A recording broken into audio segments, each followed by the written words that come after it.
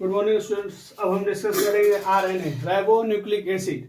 RNA ribo nucleic acids. देखो सबसे पहले हमको क्या पढ़ना है, बेसिकली कितने टाइप्स के आरएनए होते हैं, आरएनए क्या है, डीएनए क्या है, आरएनए डीएनए में डिफरेंस क्या है, इन सब चीजों को हमको पढ़ना है। ठीक है, तो सबसे पहले हम आपको पहले शुरुआत करते हैं, बेसिक डिफरेंस क्या है डीएनए में और आरएनए में क्या है। तो सबसे मतलब तीन मेन बेसिक डिफरेंस है, वो मैं आपको बता देता हूँ। एक तो सबसे पहले कि जैसे देखो डीएनए है और एक है आरएनए, एक है डीएनए और एक है आरएनए। डीएनए और आरएनए में डिफरेंस क्या है ये चीज आप देखो। डीएनए में शुगर का डिफरेंस, शुगर इसमें डीऑक्सीराइबोज होगा, डीऑक्सीराइबोज शुगर होगा, और आरएनए में राइबोज शुगर होगा, राइबोज शुगर होगा। अब आप इसका डायग्राम देख लो, मतलब इसका स्ट्रक्चर देख लो कैसा होता है। H O H, H O H, H O H, इधर CH2OH। अगर हम फिर शुगर की बात करें, HOH, इधर H, इधर भी H, HOH, CH2OH। ठीक है, अगर आप देखोगे तो 1 2 3 4 5, 1 2 3 4 5।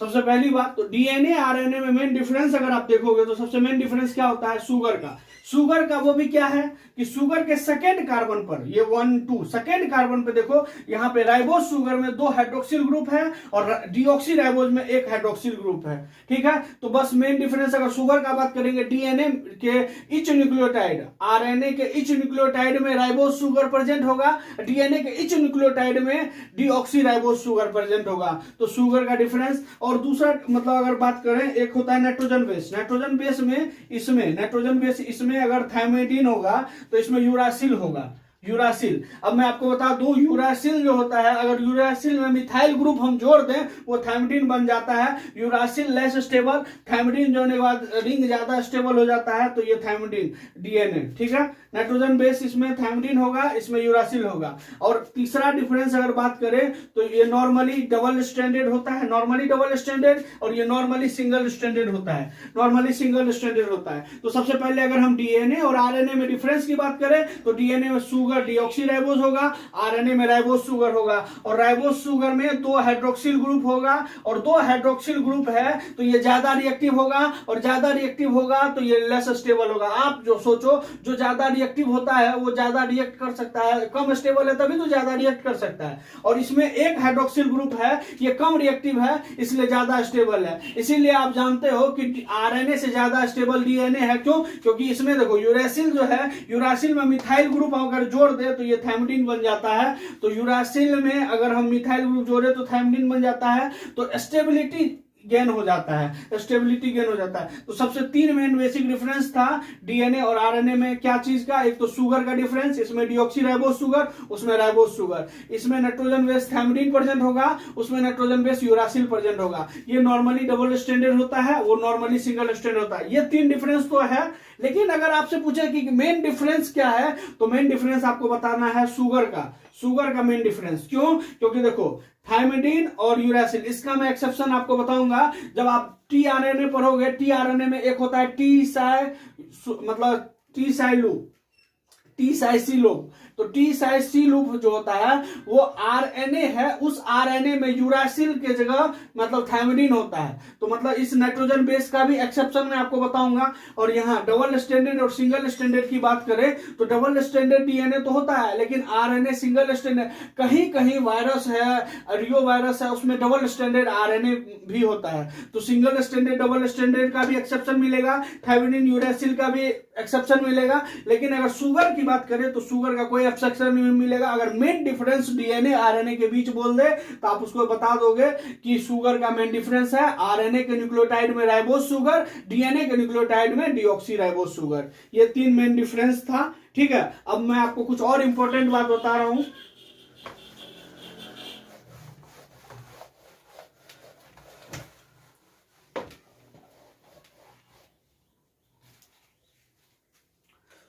अगर मैं आपको ये बताऊं कि कुछ मतलब जैसे कुछ वायरस में, सम वायरस, जैसे में हुआ रियो वायरस, रियो वायरस में डबल स्ट्रैंडेड आरएनए होता है। अगर रियो वायरस में डबल स्ट्रैंडेड आरएनए होगा तो ये चीज आपको, और एक बात जान लो, डबल स्ट्रैंडेड आरएनए और डबल स्ट्रैंडेड डीएनए मतलब ऑलमोस्ट सिमिलर चीज है, बस डीएनए में डीऑक्सी राइबोस शुगर, आरएनए में राइबोस शुगर, बस यही डिफरेंस है। तो अब कुछ में जो डबल स्ट्रैंडेड आरएनए होता है उसका कैरेक्टर मैं आपको बता देता हूं। अगर आपको ये है तो ए ज्वाइन, मतलब डबल स्ट्रैंडेड है तो ए ज्वाइन करेगा यू से और जी ज्वाइन करेगा सी से, तो A plus G equal to U plus C होगा। और ए प्लस जी आप देखो ये प्यूरिन है, ये प्यूरिन है, और यू प्लस सी को देखो तो ये क्या है, पैरिमिडीन है, पैरिमिडीन है। तो यहां पे प्यूरिन बराबर पैरिमिडीन आ गया, इसका मतलब 4 graph equi valency rule follow हो रहा है, फॉलो हो रहा है। कैसे देखो, आपको मैंने बताया जैसे डबल स्टैंडर्ड डीएनए था, डबल अगर इतना ए है उतना उसके कंप्लीमेंट्री टी आता था डीएनए में, यहां पे जितना ए है उसका कंप्लीमेंट्री यू आया, और जितना जी है उसका कंप्लीमेंट्री सी आया। ये ट्रिपल बॉन्ड होगा और डबल बॉन्ड होगा, तो ए जी और यू सी बराबर है, ए जी यू सी बराबर, इसका मतलब प्यूरिन जितना है उतना पैरिमिडीन है। ठीक है, ये चीज तो आपको मतलब अगर डबल स्टैंडर्ड डीएनए होगा उसमें 4 ग्राफ इक्विवेलेंसी रूल फॉलो होगा। सिंगल स्टैंडर्ड है, एक ही स्ट्रैंड है, तो उसमें 4 ग्राफ इक्विवेलेंसी रूल फॉलो नहीं होगा, क्योंकि प्यूरिन का एक ही स्ट्रैंड है, एक स्ट्रैंड के सामने कंप्लीमेंट्री बेस पेयर होगा ही नहीं, तो हम तो कंप्लीमेंट्री बेस पेयर के लिए लगाते हैं, जितना प्यूरिन है उतना पैरिमिडीन है, 4 ग्राफ का इक्विवेलेंसी रूल। तो इसीलिए 4 ग्राफ का इक्विवेलेंसी रूल सिंगल स्टैंडर्ड में नहीं लगा, लेकिन डबल स्टैंडर्ड आरएनए कुछ वायरस में होते हैं, तो वो आपको मैंने बता दिया है। ठीक है, अब मैं आपको एक कंपैरिजन बताता हूं।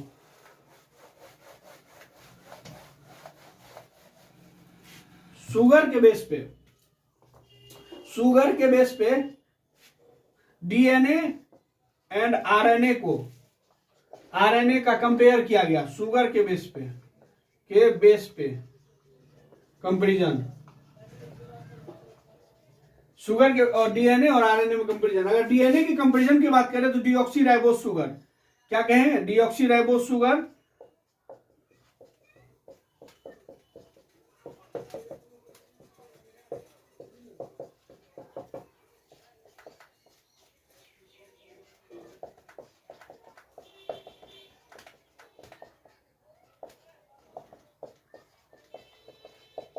देखो, अब आप एक चीज बताओ, डीएनए में डीऑक्सी राइबोस शुगर है, इसके एक हाइड्रोक्सिल ग्रुप है, आरएनए में राइबोस शुगर है जिसमें 2 हाइड्रोक्सिल ग्रुप है, 2 हाइड्रोक्सिल ग्रुप है तो 2OH group, 2OH group, 1OH group.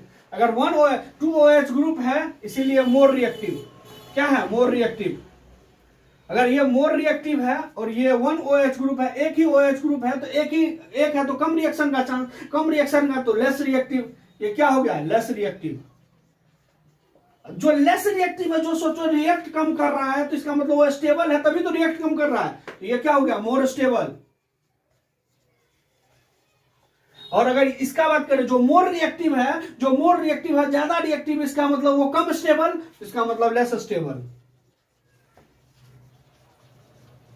अब आपको एक चीज मैं बताऊं कि जैसे डीएनए और आरएनए, अगर जो सोचो ये मोर रिएक्टिव है, जो रिएक्टिव ज्यादा है, तो आप सोचो जो रिएक्टिव है वो ट्रांसफर करने में आसान करेगा, और जो लेस रिएक्टिव है, ज्यादा स्टेबल है, जो स्टेबल है वो इंफॉर्मेशन स्टोर करने में हेल्प करेगा, और जो ज्यादा रिएक्टिव है वो ट्रांसमिट करने में। इसीलिए हम डीएनए, डबल स्टैंडर्ड डीएनए जो होता है वो जेनेटिक इंफॉर्मेशन का मतलब वो करता है, कैरी करता है जेनेटिक इंफॉर्मेशन, क्योंकि ये ज्यादा स्टेबल है, और ज्यादा स्टेबल है तो जेनेटिक इंफॉर्मेशन को मतलब रखेगा, स्टोर करेगा। अगर हम बात करें तो genetic information store, genetic information store, और ये क्या करेगा, जेनेटिक इंफॉर्मेशन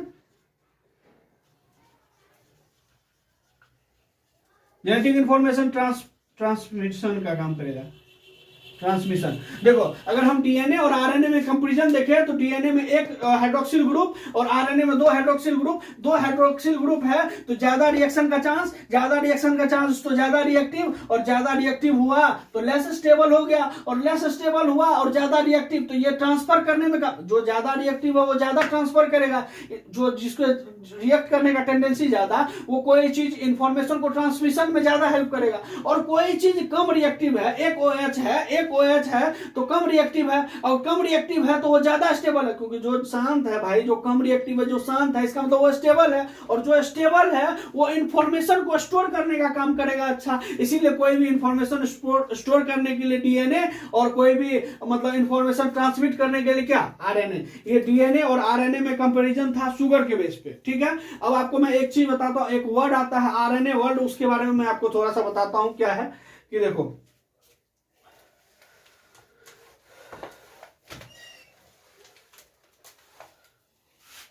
आरएनए वर्ल्ड के बारे में थोड़ा डिस्कस करते हैं। आरएनए वर्ल्ड, देखो आरएनए वर्ल्ड में था ना, क्या था कि आरएनए वर्ल्ड जैसे इवोल्यूशन हुआ ना, तो इवोल्यूशन में आरएनए से डीएनए, सबसे पहले एक टाइम ऐसा था, उस टाइम मतलब बायोमोलिक्यूल्स का मैक्सिमम चीज जो है आरएनए पे डिपेंड, मतलब बायोमोलिक्यूल का मेन कंपोनेंट जो है वो आरएनए को माना जाता था। जब आरएनए को माना जाएगा, इसीलिए उस टाइम के टाइम को आरएनए वर्ल्ड रखा। देखो आरएनए और डीएनए में क्या होता है, आरएनए में दो मतलब रिएक्टिविटी टेंडेंसी ज्यादा है, और आप एक चीज बताओ, डीएनए और आरएनए में मैं आपको बताऊं, डीएनए है, आरएनए है, आरएनए में एमआरएनए तो इंफॉर्मेशन रखता है कोडोन का, मतलब एमआरएनए इंफॉर्मेशन, एमआरएनए से तब बनता है प्रोटीन। तो आरएनए के पास इंफॉर्मेशन भी है, जेनेटिक इंफॉर्मेशन। और आपको मैं बता दूं, कुछ जो वायरस होते हैं जिसमें मतलब देखो वायरस में single standard DNA, double standard मतलब सिंगल स्टैंडर्ड आरएनए और डबल स्टैंडर्ड आरएनए दोनों हो सकता है, ठीक है। ये बात आप ध्यान रखना। वायरस ही एक ऐसा है जिसमें कि जेनेटिक मटेरियल आरएनए भी हो सकता है। तो कुछ वायरस में जेनेटिक मटेरियल को ट्रांसमिट, जैसे हम लोग में जो ह्यूमन में डीएनए जेनेटिक मटेरियल का ट्रांसमिट करता है, मतलब इंफॉर्मेशन को नेक्स्ट जनरेशन पहुंचाता है। लेकिन वायरस में क्या होता है, मतलब डबल स्टैंडर्ड आरएनए जो है ये जेनेटिक इंफॉर्मेशन को पहुंचाता है। तो इसका मतलब आरएनए जेनेटिक इंफॉर्मेशन को कैरी भी कर सकता है, और डीएनए भी जेनेटिक इंफॉर्मेशन को कैरी कर सकता है, जेनेटिक इंफॉर्मेशन को कैरी कर सकता है, ठीक है। ये चीज तो आपको हो गया, ये डीएनए भी कर सकता है, ये आरएनए। लेकिन डीएनए क्या बनाएगा, आरएनए बनाएगा, और डीएनए आरएनए बनाएगा। डीएनए का कैपेसिटी नहीं है प्रोटीन बनाने का, लेकिन आरएनए का कैपेसिटी है प्रोटीन बनाने का कैपेसिटी है। और अगर मैं आपको एक चीज और इंपॉर्टेंट बात बताऊं कि आरएनए जो है मतलब प्रोटीन और आरएनए एंजाइम की तरह भी वर्क होता है। जब आप प्रोटीन सिंथेसिस पढ़ोगे, प्रोटीन सिंथेसिस में एक स्टेप आता है पेप्टाइड बॉन्ड फॉर्मेशन, और पेप्टाइड बॉन्ड फॉर्मेशन जो होता है वो 23S आरएनए, जिसको कि हम राइबोजाइम के नाम से जानते हैं, उसके हेल्प से पेप्टाइड बॉन्ड का फॉर्मेशन होता है। तो आरएनए आरएनए के पास जेनेटिक इंफॉर्मेशन भी है। आरएनए जेनेटिक इंफॉर्मेशन को एक जनरेशन से दूसरे जनरेशन ट्रांसमिट भी, कैसे, वायरस में मैंने आपको बताया है, ट्रांसमिट भी कर सकता है। और आरएनए तो प्रोटीन बना ही सकता है, और आरएनए एंजाइम की तरह भी वर्क करता है, जैसे आरएनए एंजाइम की तरह भी वर्क करता है, फॉर एग्जांपल 23S आरएनए, ये जो है ये राइबोजाइम क्या काम होता है, पेप्टाइड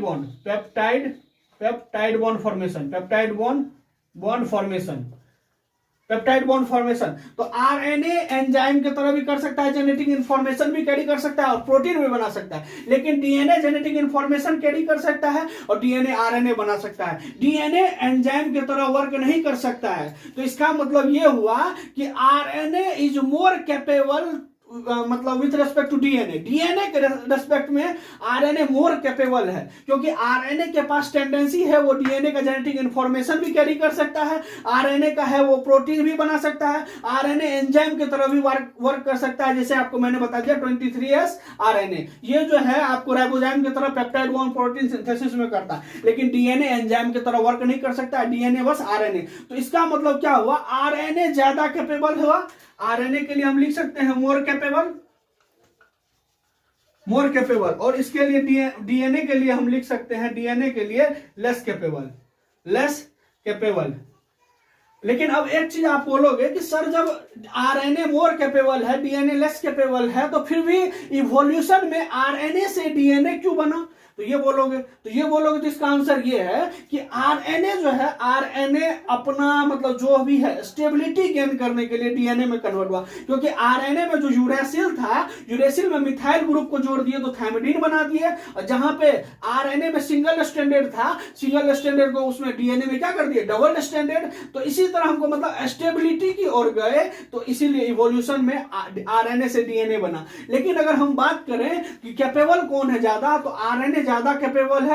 और उस टाइम, जिस टाइम आरएनए वर्ल्ड जो टर्म है, उस टाइम में आरएनए के इर्द गिर्द ही सारा चीज होता था, और आरएनए एंजाइम की तरह वर्क कर रहा है, आरएनए प्रोटीन सिंथेसिस में हेल्प कर रहा है, आरएनए जेनेटिक इंफॉर्मेशन कैरी कर रहा है, तो हर चीज आरएनए के इर्द गिर्द हो रहा था। लेकिन आरएनए इवॉल्व होकर डीएनए बना, लेकिन ज्यादा कैपेबल था, इसीलिए उस टाइम के इवोल्यूशन को हम आरएनए वर्ल्ड बोल दिए। ठीक है, तो आरएनए वर्ल्ड क्यों हुआ, ये चीज आपको क्लियर हो गया होगा मेरे हिसाब से। ठीक है, जैसे देखो टाइप्स ऑफ आरएनए की बात करेंगे, types of RNA, types of RNA, types of RNA, एक तो होता है जेनेटिक आरएनए, जेनेटिक आरएनए, दूसरा होता है non genetic, non genetic RNA, non genetic RNA. Genetic RNA को हम कभी कभी जीआरएनए भी बोल देते हैं। क्या बोल देते हैं? GRNA and genomic RNA, genomic RNA. अब देखो ये क्या होता है कि जीनोमिक आरएनए बोल देते हैं, क्यों? अब देखो इसका है कि मतलब वन जनरेशन से इंफॉर्मेशन को, वन जनरेशन से नेक्स्ट जनरेशन, वन जनरेशन से नेक्स्ट जनरेशन इंफॉर्मेशन को कैरी करेगा। मतलब ऐसा आरएनए जो कि मतलब इंफॉर्मेशन, कोड का जो, कोडॉन का जो इंफॉर्मेशन होता है वन जनरेशन से नेक्स्ट जनरेशन, जैसे आपको मैंने डबल स्ट्रैंडेड डीएनए बताया कि डीएनए मतलब इंफॉर्मेशन को वन जनरेशन से नेक्स्ट जनरेशन कैरी करता है। उसी तरह जैसे टाइप्स ऑफ आरएनए, कुछ होता है जेनेटिक आरएनए जिसको जीनोमिक आरएनए बोलते हैं, वो भी इंफॉर्मेशन वन से नेक्स्ट जनरेशन, वन जनरेशन से नेक्स्ट जनरेशन इंफॉर्मेशन कैरी करता है। और ये जो करता है, ये कुछ वायरस में करता है। उसका एग्जांपल मैं बता देता हूं, इन सम वायरस फॉर एग्जांपल, उस वायरस का नाम मैं बोलूंगा, ये आपके एनसीईआरटी में है कि क्यूबी बैक्टीरियोफेज। ठीक है, दूसरा एक होता है टोबैको मोजैक वायरस, टीएमवी इसको बोलते हैं। इसको क्या बोलते हैं? Tobacco mosaic virus. ठीक है, वायरस। ये सब एग्जांपल, ये दो एग्जांपल है जो कि जेनेटिक मतलब इसमें डबल स्ट्रैंडेड आरएनए ही जेनेटिक इंफॉर्मेशन कैरी करता है वन जनरेशन से नेक्स्ट जनरेशन। अब नॉन जेनेटिक इसको बोल देंगे, नॉन जेनेटिक उसको बोल देंगे जो इंफॉर्मेशन कैरी नहीं करता है वन जनरेशन से नेक्स्ट जनरेशन। ये वन जनरेशन से नेक्स्ट जनरेशन इंफॉर्मेशन कैरी नहीं करता है, उसको हम क्या बोल दिए? Non genetic RNA. और non genetic RNA is of three types का नॉन जेनेटिक आरएनए होगा। Non genetic RNA is of three types. आप बोलोगे एक होता है आरआरएनए, एक होता है एमआरएनए, एक होता है टीआरएनए। आप बोलोगे कि सर एमआरएनए में तो आप बताते हो कि एमआरएनए में जेनेटिक कोड का इंफॉर्मेशन होता है। बाबू एमआरएनए में जेनेटिक कोड का इंफॉर्मेशन होता है, लेकिन एमआरएनए सेम जनरेशन की बात कर रहे हो आप, नेक्स्ट जनरेशन की बात नहीं कर रहे हो।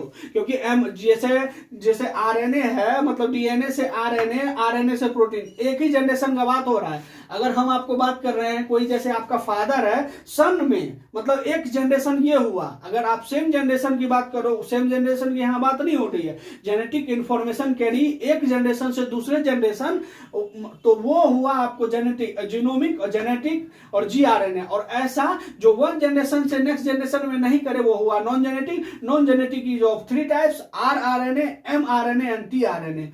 अब ये चीज मैंने आपको बता दिया कि एमआरएनए तो आप जानते हो हो कि इंफॉर्मेशन कैरी करता है, लेकिन mRNA इंफॉर्मेशन कैरी करता है एक ही जनरेशन में, मतलब सेम जनरेशन और एक ही जनरेशन में इंफॉर्मेशन कैरी करता है, इसीलिए हम इसको नॉन जेनेटिक आरएनए बोलते हैं। अब हमको डिस्कस करना है ये, मतलब ये तो आपको बेसिक सा एग्जांपल आपको ध्यान रखना है, qv bacteriophage, tobacco mosaic virus, ठीक है, और रियो वायरस। एक एग्जांपल और याद कर लो, रियो वायरस।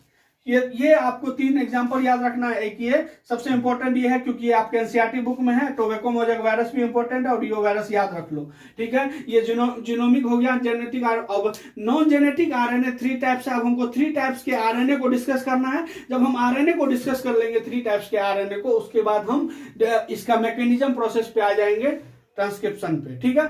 उसके बाद फिर ट्रांसलेशन होगा। अब टाइप्स ऑफ आरएनए, मतलब जैसे अभी आपको मैंने जेनेटिक और नॉन जेनेटिक बताया था। जेनेटिक बताया कि जो एक जनरेशन से नेक्स्ट जनरेशन तक जेनेटिक इंफॉर्मेशन को कैरी करेगा, वो जेनेटिक हो गया। जो इंफॉर्मेशन जो कि मतलब जिन वन जनरेशन से नेक्स्ट जनरेशन जिनको कैरी नहीं करेगा, उसको नॉन जेनेटिक। नॉन जेनेटिक में 3 टाइप्स मैंने पढ़ा था, आरआरएनए, टीआरएनए और एमआरएनए। 3 टाइप्स जो डिस्कस किए, तो उसमें से सबसे फर्स्ट टाइप हम डिस्कस करते हैं आरआरएनए। आरआरएनए को हम बोलते हैं राइबोसोमल आरएनए। ये बात जान लो कि राइबोसोमल आरएनए, और इसको जो साइंटिस्ट डिस्कवर किया था उस साइंटिस्ट का नाम है कुंज। ये ज्यादा इंपॉर्टेंट नहीं है, साइंटिस्ट का नाम याद नहीं भी करो तो कोई दिक्कत नहीं है। आरआरएनए जो होता है राइबोसोमल आरएनए, उसको डिस्कवर जो साइंटिस्ट किए थे उस साइंटिस्ट का नाम था कुंज। और सबसे पहले मैं आपको एक चीज बता दूं कि ये आरआरएनए को मोस्ट स्टेबल और मोस्ट एबंडेंट आरएनए बोला गया है। और ये मोस्ट स्टेबल है और मोर एबंडेंट इसको क्यों बोला गया ये मैं बता देता हूं। क्योंकि सेल में जो टोटल आरएनए होता है उसका 80% यही आरएनए होता है। आरआरएनए मतलब सेल का टोटल आरएनए का 80% आरआरएनए होता है, इसीलिए इसको हम मोस्ट एबंडेंट आरएनए भी बोलते हैं, ठीक है। स्टेबल तो ये है इसीलिए मोस्ट स्टेबल बोल दिए, मोस्ट स्टेबल है इसलिए मोस्ट स्टेबल बोल दिए। लेकिन 80% आरएनए यही आरएनए होता है, जो कि सेल का टोटल आरएनए में से 80% आरएनए आरआरएनए होता है, इसीलिए इसको हम एबंडेंट आरएनए भी बोलते हैं, ठीक है। और एक इंपॉर्टेंट बात, ये आरआरएनए जो होता है सेल में इंसोल्यूबल फॉर्म में होता है, सेल के प्रोटोप्लाज्म में इंसोल्यूबल फॉर्म में होता है, इसीलिए इसको इंसोल्यूबल आरएनए बोलते हैं, ठीक है। उसके बाद और एक इंपॉर्टेंट बात कि ये जो आरआरएनए कहाँ होता है, तो आरआरएनए राइबोसोम्स में होता है, और राइबोसोम्स का स्ट्रक्चरल कंपोनेंट ये आरआरएनए ही बनाता है। जब मैं आपको इसके फंक्शन के बारे में बताऊंगा तो वहां मैं बताऊंगा कि rRNA works as a structural component of ribosomes, ठीक है। तो ये होता कहाँ है, राइबोसोम्स पे, लेकिन ये बना कहाँ होता है, न्यूक्लियोलस के अंदर, न्यूक्लियस के अंदर नहीं। देखो न्यूक्लियस के अंदर में न्यूक्लियोलस होता है और इसका फॉर्मेशन न्यूक्लियोलस के अंदर होता है, ये चीज आपको ध्यान रखना है। तो सबसे पहले आरआरएनए के बारे में क्या बोला कि ये राइबोसोमल आरएनए डिस्कवर कौन साइंटिस्ट ने डिस्कवर किया। ये जितना भी आरएनए होता है सेल में उसका 80% यही आरएनए होगा, इसको मोस्ट स्टेबल बोलते हैं, और 80% है तो इसीलिए इसको हम एबंडेंट आरएनए बोलते हैं। और ये सेल में प्लाज्म में इंसोल्यूबल फॉर्म में रहेगा, इंसोल्यूबल फॉर्म में रहता है इसलिए इसको इंसोल्यूबल आरएनए बोल देते हैं। और अगर आप इसको बोलोगे कि ये कहाँ होता है तो ये राइबोसोम्स में होता है, और राइबोसोम्स का स्ट्रक्चरल कंपोनेंट ये फॉर्म करता है। और ये बनता कहाँ है, ये आरआरएनए का फॉर्मेशन न्यूक्लियोलस के अंदर होता है। जैसे 3 तरह का आरएनए है, टीआरएनए, एमआरएनए, आरआरएनए, जिसमें टी मतलब आरआरएनए जो है जिसका न्यूक्लियोलस के अंदर फॉर्मेशन होता है, बाकी जो एमआरएनए एंड टीआरएनए है उसका न्यूक्लियस के मतलब न्यूक्लियोलस के बाहर मतलब क्रोमेटिन फाइबर्स से उसका फॉर्मेशन होता है। तो ये चीज आप ध्यान रखना, इंपॉर्टेंट पॉइंट है ये। और ये आपका मतलब नीट एग्जाम में पूछा गया क्वेश्चन है कि ये प्रोड्यूस कहां होता है, inside the nucleolus, produce in nucleolus के। ये 2012 का क्वेश्चन है, 2012 का नीट का क्वेश्चन है, ये पूछा गया है, याद रखना इस चीज को, इंपॉर्टेंट पॉइंट है। और main structural component of ribosome, ये भी चीज ध्यान रखना। अब देखो, अब राइबोसोम्स जो होते हैं, देखो राइबोसोम्स इज ऑफ 2 टाइप्स, एक होता है 80S राइबोसोम, एक होता है 70S ribosome. 80S ribosomes are found in eukaryotes and 70S ribosomes are found in prokaryotes. 80S, और एक बात मैं और बता दूं, यूकैरियोट्स में जो है 80S एंड 70S दोनों प्रेजेंट होगा। क्यों होगा, क्योंकि यूकैरियोट्स में जो न्यूक्लियस होते हैं, न्यूक्लियस न्यूक्लियस के अंदर 80s राइबोसोम्स और यूकैरियोट्स में जो और ऑर्गन्स होते हैं जैसे सेल ऑर्गेनल्स होते हैं ना, तो वो सेल ऑर्गेनल्स में 70s पाए जाते हैं। और प्रोकैरियोट की बात करें तो प्रोकैरियोट में ओनली 70s राइबोसोम्स पाए जाते हैं। राइबोसोम्स की अब डिस्कस करें तो राइबोसोम्स का दो यूनिट होता है, एक लार्जर सब यूनिट, एक स्मॉलर सब यूनिट। ये अगर 80s है यूकैरियोट्स का, उसमें दो सब यूनिट, एक ये लार्जर और ये स्मॉलर, ये लार्जर और ये स्मॉलर। लार्जर सब यूनिट में 3 टाइप्स के आरएनए होते हैं। लार्जर सब यूनिट में 5s, 5.8s और 28s, ये 3 आरएनए लार्जर सब यूनिट में होते हैं। और अगर स्मॉलर की बात करें उसमें 18s जो है वो स्मॉलर सब यूनिट में होता है। तो ओवरऑल आपको ये बोलेगा कि ये कितने सब यूनिट से मिलकर बना हुआ है, 4 टाइप के आरएनए से मिलकर के। ये 5s RNA, 5.8s RNA, 28s RNA, 18s RNA, तो ये टोटल 4 टाइप के आरएनए से मिलकर राइबोसोम्स बना। लार्जर सब यूनिट में 5s, 5.8s, 28s और स्मॉलर 18s। उसी तरह अब 70s के बारे में मैंने आपको बताया। 70s कहां कहां होता है, या तो होगा प्रोकैरियोट्स में या तो यूकैरियोट के सेल ऑर्गेनेल में, क्योंकि न्यूक्लियस में जो है वो तो 80s होता है, मतलब नॉर्मल राइबोसोम जो न्यूक्लियर राइबोसोम्स जो होता है वो 80s, बाकी सेल ऑर्गेनेल्स के अंदर जो होता है उसमें 70s होता है और नॉर्मली प्रोकैरियोट्स में 70s होता है। तो 70s होता है तो इसमें भी 2 यूनिट, एक लार्जर सब यूनिट, स्मॉलर सब यूनिट। लार्जर सब यूनिट कंटेन 2 यूनिट्स, देखो एक 23s आरएनए, एक 5s आरएनए। अगर हम इसी आरएनए के बाद मतलब स्मॉलर सब यूनिट में 16s आरएनए। ये कितने तरह, अगर 70s के बारे में पूछे ये कितने तरह के आरएनए से बना है, तो 3 टाइप्स के आरएनए से। 80s जो है वो कितने तरह के आरएनए से बना है, 4 टाइप्स के आरएनए से, ठीक है।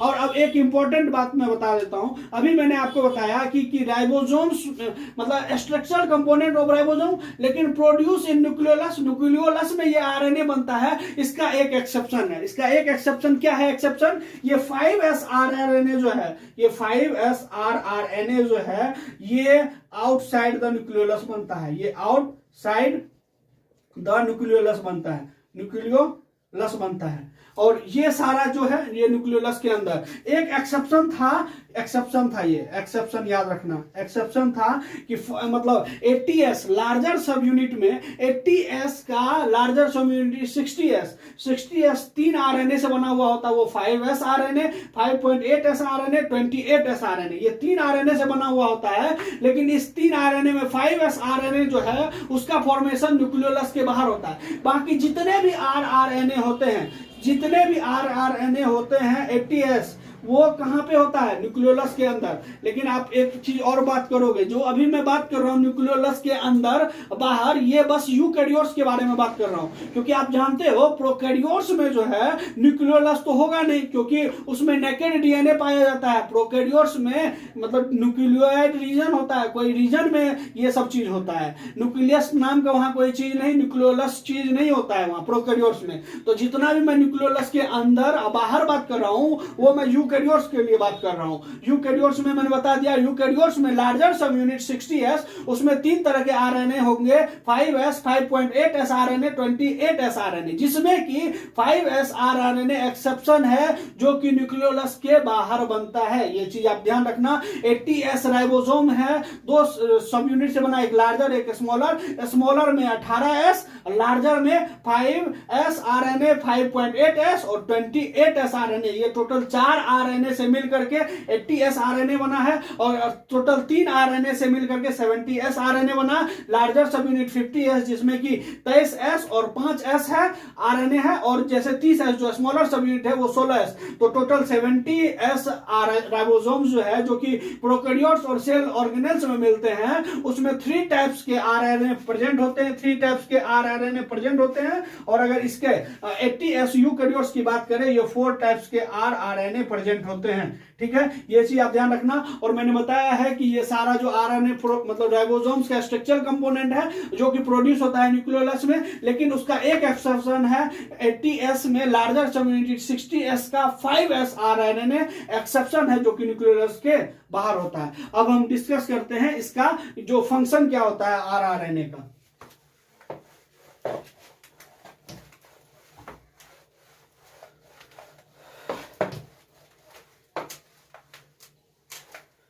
अगर हम फंक्शन की बात करें, फंक्शन की बात करें तो सबसे पहले तो अभी आपको मैंने बताया है कि ये structural component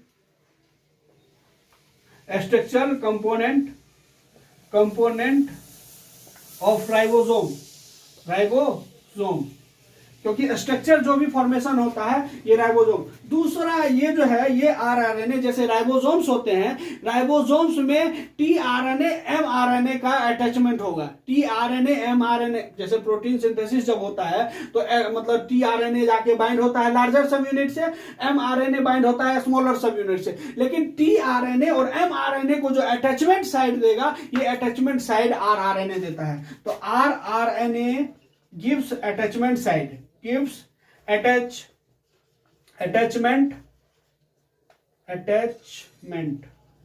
attachment site on ribosome to tRNA and mRNA। ये जो है राइबोसोम्स में, ये स्ट्रक्चरल कंपोनेंट है राइबोसोम का और स्ट्रक्चरल कंपोनेंट है, तो अब टीआरएनए आएगा राइबोसोम से, एमआरएनए आएगा राइबोसोम से। एक इंपॉर्टेंट चीज इसमें ये याद रख लेना कि टीआरएनए जो है, टीआरएनए को अटैचमेंट साइट लार्जर सब यूनिट पे एंड एमआरएनए को स्मॉलर सब यूनिट पे। अटैचमेंट साइट, जैसे आपको मैंने बताया, अगर इसका फंक्शन देखें तो एक स्ट्रक्चरल कंपोनेंट ऑफ राइबोसोम का स्ट्रक्चरल कंपोनेंट ये बनाएगा और राइबोसोम में सारे आरएनए होते हैं। लेकिन अब टीआरएनए एमआरएनए जब प्रोटीन सिंथेसिस के टाइम जब इसको अटैचमेंट के लिए राइबोसोम्स के पास जाना होता है, तो राइबोसोम्स के पास अटैचमेंट साइट चाहिए। तो ये टीआरएनए जो लार्जर सब यूनिट से जुड़ता है वो अटैचमेंट साइट आरआरएनए, राइबोसोम्स के अंदर आरआरएनए होते हैं, ये टीआरएनए जाके वो लार्जर सब यूनिट के आरआरएनए से ज्वाइंट होता है। उसी तरह एमआरएनए राइबोसोम्स के स्मॉलर सब यूनिट के आरएनए से जाके ज्वाइन होता है। तो आरआरएनए का काम क्या है? टीआरएनए और एमआरएनए को अटैचमेंट साइट प्रोवाइड करना। कहां पे? राइबोसोम्स में। तो इसका मेन ये दो फंक्शन है, ये चीज आप ध्यान रखना।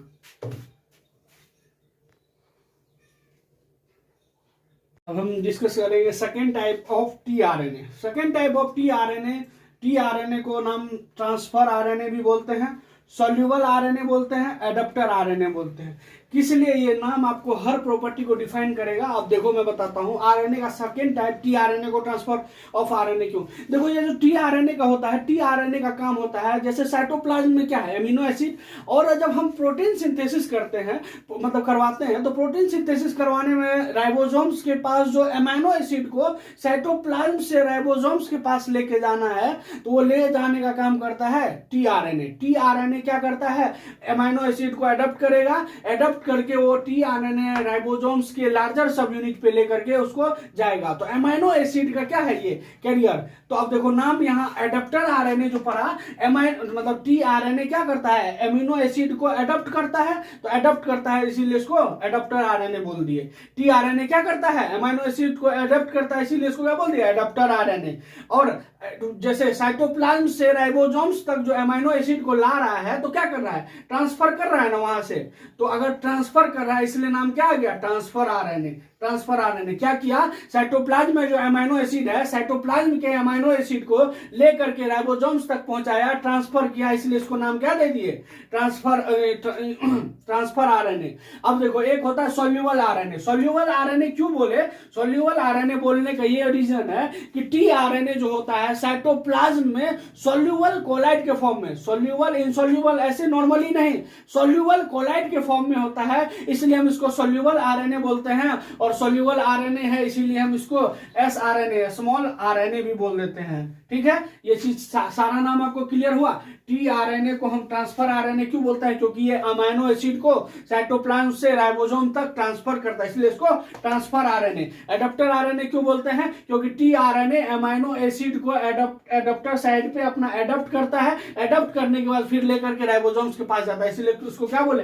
Adapter RNA. इसको सॉल्यूबल आरएनए क्यों बोले? सॉल्यूबल आरएनए इसलिए इसलिए बोले क्योंकि ये जो है प्रोटोप्लाज्म में सोल्यूबल कोलाइड के फॉर्म में ये प्रेजेंट होता है, इसलिए इसको सोल्यूबल आरएनए और हम एसआरएनए भी बोल देते हैं, और एसआरएनए बोल देते हैं। और आपको एक चीज बता दें, इसको हम स्मॉलेस्ट टाइप ऑफ आरएनए बोलते हैं, ये स्मॉलेस्ट टाइप ऑफ आरएनए बोलते हैं। ये स्मॉलेस्ट टाइप ऑफ आरएनए क्यों है, इसका ये रीजन है कि जो मैंने आपको और जो बताया है आरआरएनए और एमआरएनए, ये लगभग 1000 न्यूक्लियोटाइड से मिलकर बना, it is made up of almost 1000 nucleotide.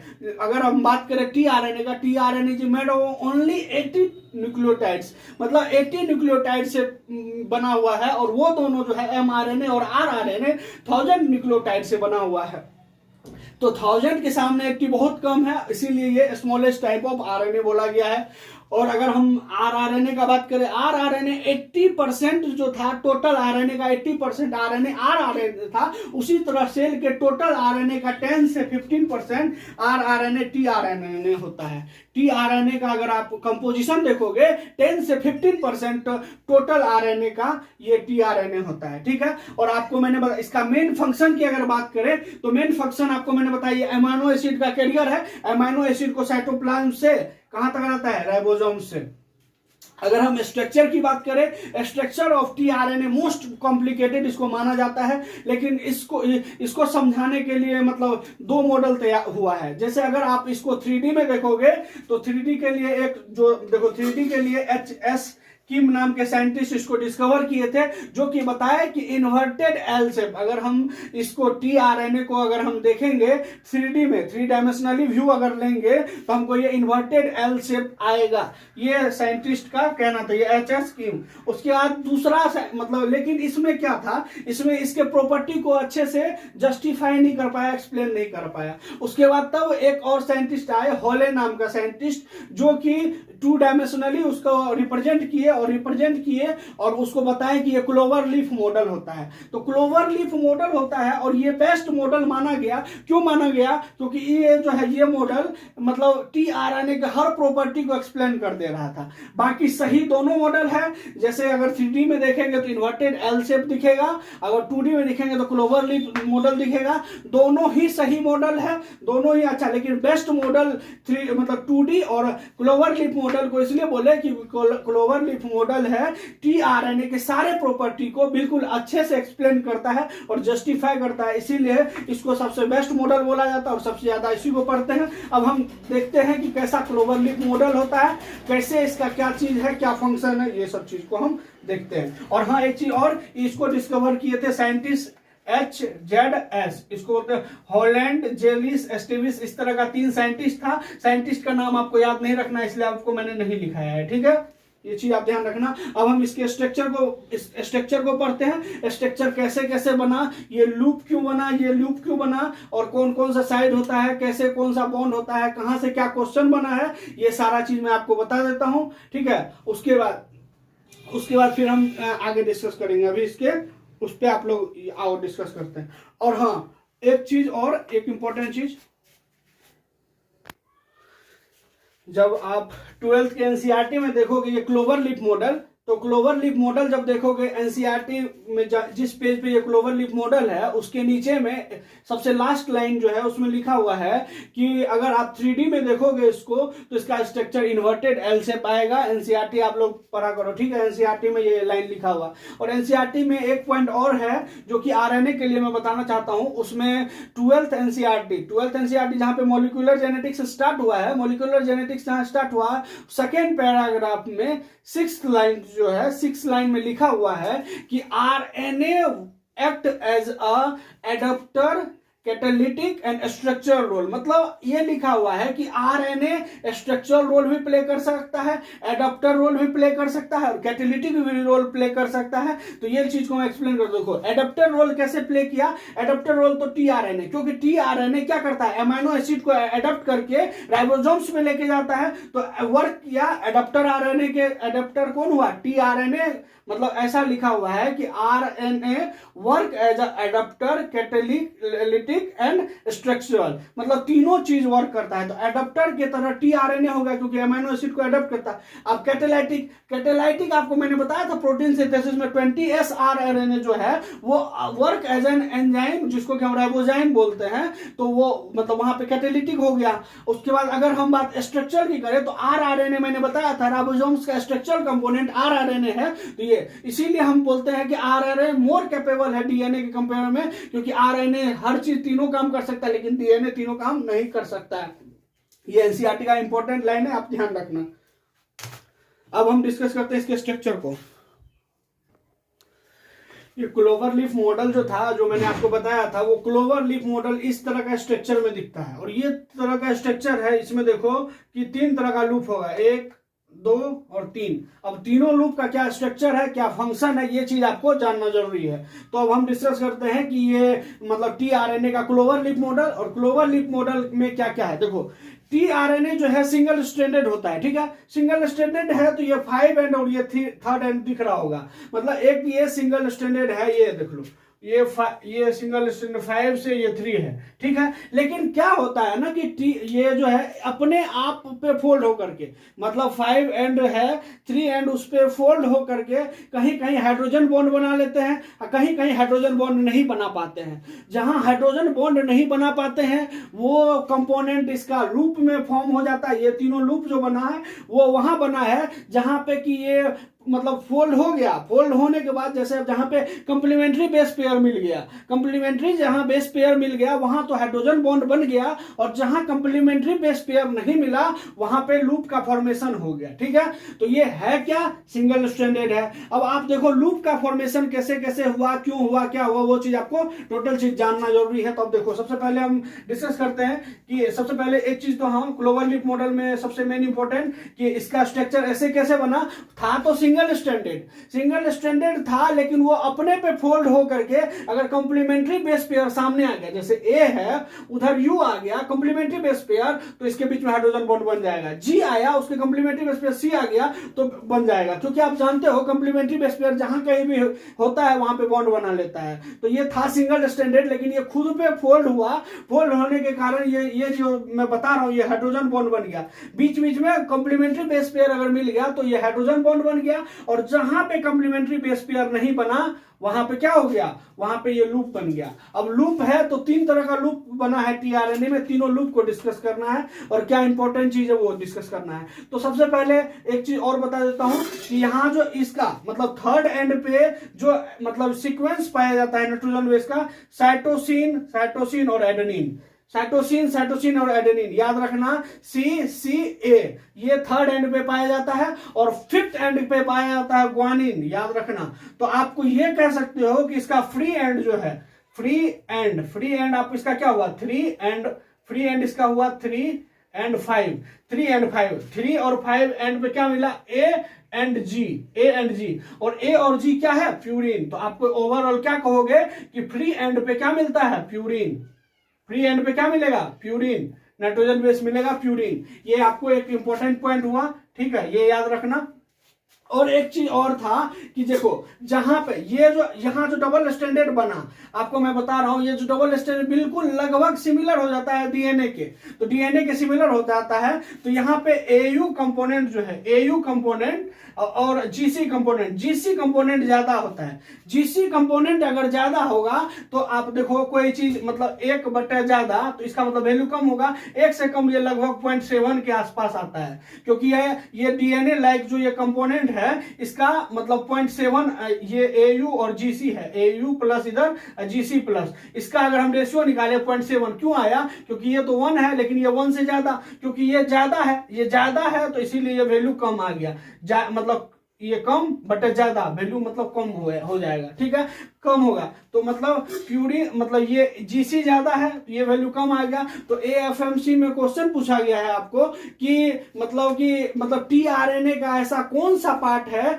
जहां पर कि ये बेस रेशियो 0.7 आ जाता है, तो उसका आंसर है डीएनए लाइक स्ट्रक्चर। देखो ये डीएनए लाइक स्ट्रक्चर जो है इसमें ये सब जो है ये डीएनए लाइक स्ट्रक्चर है। जो भी डीएनए लाइक स्ट्रक्चर है वहां पे जो ये ये रेशियो होता है 0.7 होता है, तो ये AFMC का क्वेश्चन पूछा हुआ है AFMC में, ठीक है, ध्यान रखना। और अब एक इंपॉर्टेंट चीज, अब जो मैंने बताया लूप का फॉर्मेशन कहाँ हुआ, जहां की नाइट्रोजन बेस, मतलब एक देखो जो नॉर्मल नाइट्रोजन बेस है उसके सामने नॉर्मल नाइट्रोजन बेस मिल गया तो वो तो हाइड्रोजन बॉन्ड बना लिया, हाइड्रोजन बॉन्ड बना लिया तो डबल स्टैंडर्ड की तरह हो गया। लेकिन जहां पे क्या होता है ना, कुछ कुछ नाइट्रोजन बेस का मॉडिफिकेशन हो गया, मॉडिफिकेशन होकर वो एबनॉर्मल नाइट्रोजन बेस बन गया। अगर यहाँ नाइट्रोजन बेस है, यहाँ एबनॉर्मल नाइट्रोजन बेस है, तो इसका मतलब क्या बताओ, वहां पेयरिंग होगा? नहीं होगा, पेयरिंग नहीं होगा तो वहां पे लूप का फॉर्मेशन हो जाएगा। तो आप इस चीज को देखो। अब सबसे पहले इस फर्स्ट नंबर के लूप को देखते हैं, इसका क्या काम है। इसको बोलते हैं टी साइसी लूप। टी साइसी लूप ये 7 नाइट्रोजन बेस पेयर से मिलकर बना हुआ होता है। ये कंटेंस 7 नाइट्रोजन बेस, ठीक है। अब टी साइसी लूप का एक स्पेशल कैरेक्टर मैं आपको बता देता हूं। आप पढ़े, मैंने आपको पहले भी बताया है, आरआरएनए में मतलब आरएनए में कहीं पे भी यूरासिल, मतलब हर जगह जैसे डीएनए में ए बाइंड करता है टी से, उसी तरह आरएनए में ए बाइंड करता है यू से, यूरासिल से। लेकिन आप इस जगह पे देख रहे हो कि ये एक ऐसा लूप है जहां पे आरएनए में थायमिडीन प्रेजेंट होता है। तो ये एक स्पेशल कैरेक्टर है, स्पेसिफिक कैरेक्टर है कि आरएनए में थायमिडीन कहां होता है, टीआरएनए के टी साइसी लूप में। याद रखने वाला इंपॉर्टेंट पॉइंट है कि मतलब आरएनए में थायमिडीन प्रेजेंट होता है। कहां प्रेजेंट होता है? टीआरएनए के टी साइसी लूप में थायमिडीन प्रेजेंट होता है। क्योंकि आरएनए का मैंने आपको बताया था, जब मैंने कंपेयर किया था डीएनए और आरएनए में, मैंने बताया था कि डीएनए में थायमिडीन होता है और आरएनए में यूरासिल होता है। और डीएनए में डीऑक्सीराइबोस शुगर होता है, आरएनए में राइबोस शुगर होता है। डीएनए नॉर्मली डबल स्टैंडर्ड होता है, आरएनए सिंगल स्टैंडर्ड होता है। लेकिन मैंने बताया था किसका एक्सेप्शन नहीं है, शुगर का कोई एक्सेप्शन, क्योंकि शुगर हर न्यूक्लियोटाइड, मतलब आरएनए के हर न्यूक्लियोटाइड में राइबोस शुगर, डीएनए के हर न्यूक्लियोटाइड में डीऑक्सीराइबोस शुगर। लेकिन यहां आपको एक्सेप्शन मिल गया कि आरएनए में, वहां पे मैंने आपको थायमिडीन डीएनए में बताया था, यूरासिल आरएनए में बताया था, लेकिन ये है आरएनए है, मतलब टीआरएनए है ना, आरएनए में टीआरएनए में आपको क्या दिख रहा है कि थायमिडीन प्रेजेंट है, मतलब उसका भी एक्सेप्शन आपको मैंने दिखा दिया। मैंने आपको बताया था, और सिंगल डबल का तो मैंने दिखाई दिया कि डबल स्टैंडर्ड आरएनए कुछ वायरस में होता है जो कि जेनेटिक इंफॉर्मेशन ट्रांसमिट करता है। अब ये जो लूप है, इस लूप का काम क्या है, ये चीज आपको मैं बताऊंगा कि देखो, अभी मैंने बताया था आरएनए जो है, आरएनए क्या बनाता है, स्ट्रक्चरल कंपोनेंट राइबोसोम का, और वो स्ट्रक्चरल कंपोनेंट में ये टीआरएनए जाके ज्वाइंट होता है। टीआरएनए जो ज्वाइंट होता है लार्जर सब यूनिट से, तो ये इसी लूप के हेल्प से, मतलब ये इस लूप के हेल्प से, मतलब राइबोसोम से अटैच होता है। ठीक है, ये चीज आप ध्यान रख लेना। आप देखोगे कि ये टीआरएनए का क्या काम है, इसका काम है it connect tRNA to the larger subunit of ribosome, ribosome. देखो ये मतलब आपको मैंने बताया कि इसका स्पेशल कैरेक्टर क्या था। ये स्पेशल कैरेक्टर कि स्पेसिफिक इसका कैरेक्टर है कि थायमिडीन का प्रेजेंस किसमें, आरएनए में। ये एक इंपॉर्टेंट क्वेश्चन बनेगा, आप देखना, ठीक है। तो ये चीज, और ये 7 नाइट्रोजन बेस पेयर है, और इसका काम क्या है कि ये जो है टीआरएनए जो लार्जर सब यूनिट राइबोसोम से ज्वाइन होता है, वो इस लूप के हेल्प से होता है, ठीक है। और ये जो आपको मैंने बताया है, ये डीएनए लाइक होता है और ये जीसी रिच होता है, इसीलिए इसका रेशियो 0.7 होता है। ये एफएमसी का इंपॉर्टेंट क्वेश्चन भी है। अब एक लूप के बारे में तो मैंने आपको बता दिया, टी साइसी लूप का क्या काम है। टी साइसी लूप का काम है कि मतलब राइबोसोम्स के लार्जर सब यूनिट को रिकॉग्नाइज करके कनेक्ट करना। ये टीआरएनए को राइबोसोम्स के आरआरएनए से ज्वाइन करने का काम ये लूप करता है, टी साइसी लूप, ठीक है। ये 7 नाइट्रोजन बेस पेयर से बना हुआ है, ये चीज आप ध्यान रख लेना। अब हम डिस्कस करते हैं सेकेंड लूप क्या है कि देखो, सेकेंड लूप को हम बोलते हैं एंटीगोडन लूप, नोडोक लूप, रिकॉग्नाइजेशन लूप। ये 2-3 नाम है, क्यों है, ये सारा चीज मैं आपको बताऊंगा। देखो, इसको एंटी, जैसे आप देखोगे कि mRNA पे जो है ना तीन नेट मतलब N2 बेस का सीक्वेंस होता है, जिस सीक्वेंस को हम कोडोन बोलते हैं। सीक्वेंस को कोडोन बोलते हैं। तो जैसे राइबोसोम्स है, राइबोसोम्स का लार्जर सब यूनिट, स्मॉलर सब यूनिट। लार्जर सब यूनिट में तो टीआरएनए जाके जुड़ता है आरएनए से, स्मॉलर सब यूनिट में आरएनए से एमआरएनए जाके जुड़ता है, एमआरएनए जुड़ता है। और एमआरएनए जो जुड़ेगा, एमआरएनए पे 3 नाइट्रोजन बेस का ये कोडोन प्रेजेंट होता है। ये सब जो है कोडोन प्रेजेंट होता है। कोडोन में इंफॉर्मेशन होता है 1 पॉलीपेप्टाइड चेन बनाने का, 1 पॉली, तो ये कोडोन में इंफॉर्मेशन है। और ये इंफॉर्मेशन जो है स्मॉलर सब यूनिट ऑफ राइबोसोम है, लेकिन ये टीआरएनए जो है इस एंटी कोडोन के हेल्प से ये इसके कॉम्प्लीमेंट्री बेस पेयर में जाके जुड़ता है। मतलब अगर आपको राइबोसोम के स्मॉलर सब यूनिट से जुड़ना है एमआरएनए में, तो वो इसके हेल्प से, और इसका नाम था कोडोन, तो इसका जस्ट अपोजिट होता है।